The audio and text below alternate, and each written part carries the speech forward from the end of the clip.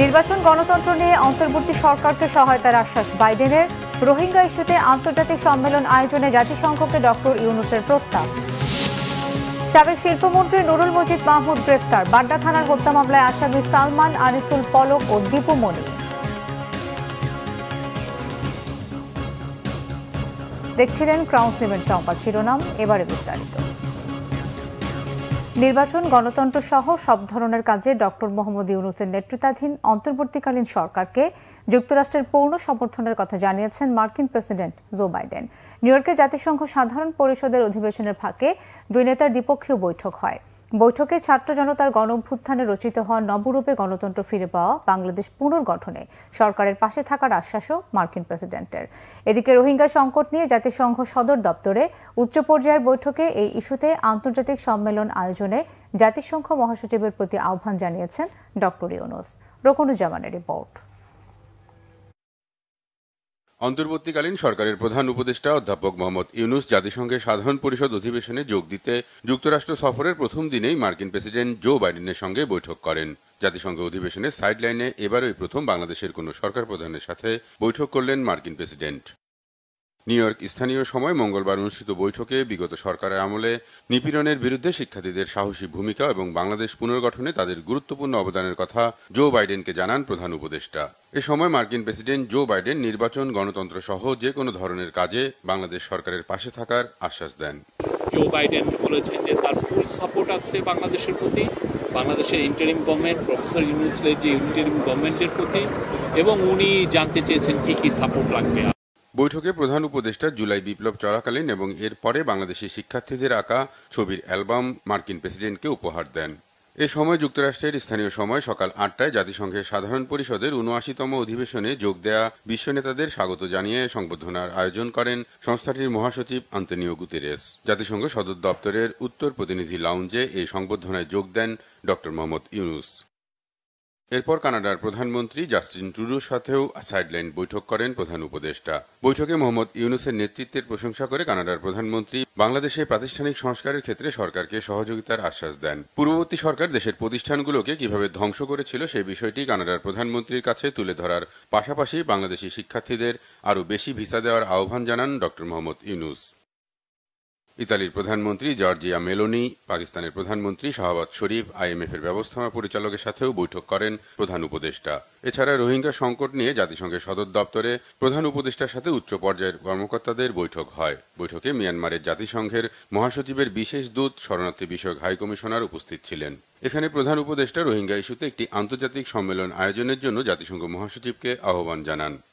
The overall scenario leaves the forcibly displaced Rohingyas, their hosts, and the global partners with lingering uncertainties.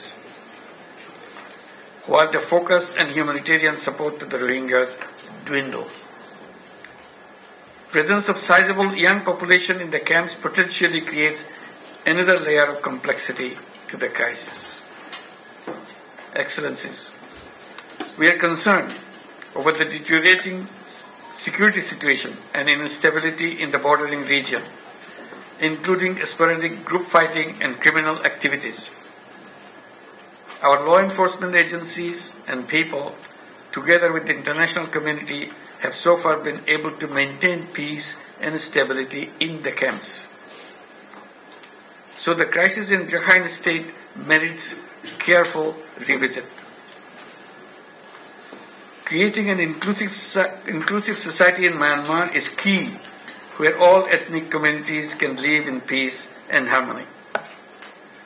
All international, regional and national actors, including UN Security Council, ASEAN and other friends of Myanmar, need to acknowledge and incorporate in it their approach.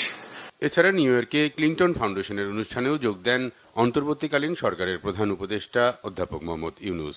পরে জাতিসংঘে বাংলাদেশের সদস্যপদ লাভের 50 বছর পূর্তি উপলক্ষে আয়োজিত meet the friends of Bangladesh অনুষ্ঠানেও যোগ দেন প্রধান উপদেষ্টা।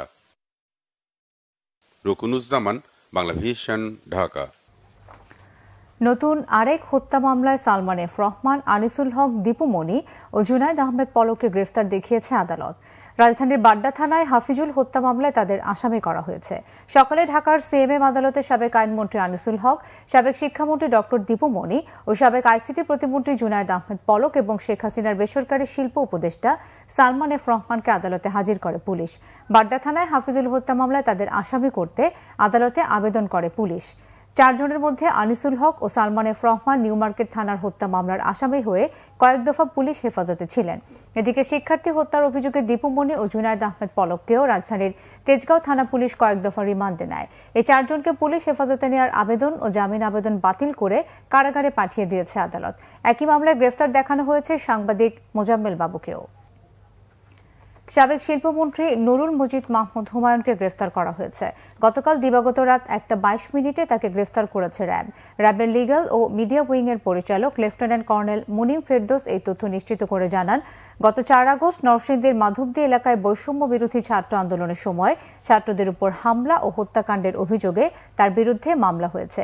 এর আগে রাতে তার ছেলে মঞ্জুরুল মজিদ মাহমুদ সাদি সোশ্যাল মিডিয়ায় পোস্ট দিয়ে বাবার গ্রেফতারের বিষয়টি নিশ্চিত করেন। জানান, সাবেক মন্ত্রীকে তার নিজ বাসভবন থেকে গ্রেফতার করা হয়েছে। এই ছিল এখনকার মতো। পরের সংবাদ দুপুর 2টায়। এর আগে একটা রয়েছে নিউজ টপ 10 দেখার আমন্ত্রণ রইল। এছাড়াও বাংলা ভিশন সংবাদ ও সংবাদ সংশ্লিষ্ট অনুষ্ঠান দেখতে ভিজিট করুন www.bvnews24.com ও facebook.com/banglavisionnews এবং সাবস্ক্রাইব করুন youtube.com/banglavision।